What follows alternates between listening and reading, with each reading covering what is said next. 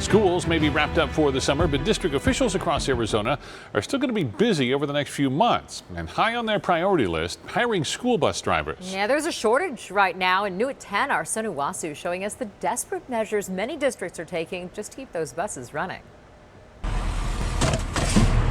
School bus drivers call it a rewarding job, making an impact in the lives of children.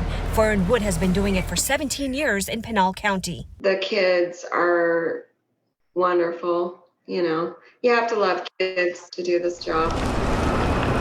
But Wood says these last few years have been tough. With so many vacancies in the district, drivers like her are having to double up on school bus routes, which means longer days for her on the road, and for students it means getting home later. The buses are more crowded.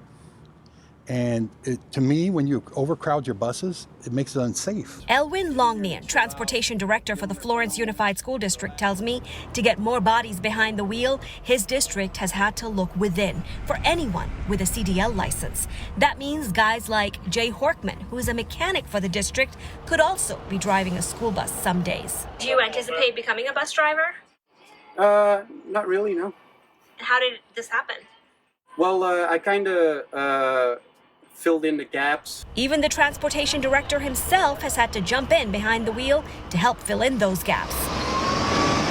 Beginning of this school year 2021, I actually had a route. It's not just Florence.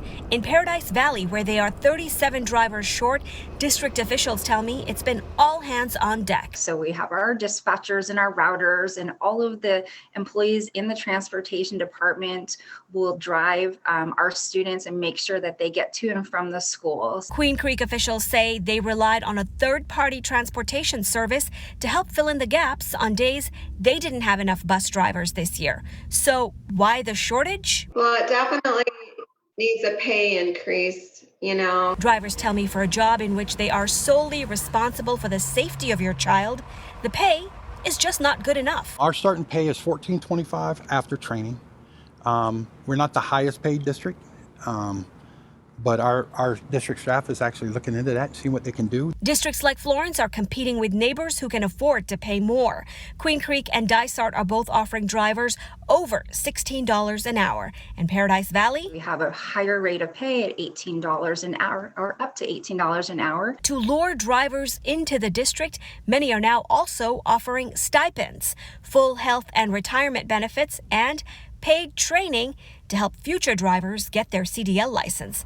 Wood calls it all a step in the right direction. A lot of our drivers are retired people and they work for benefits. So,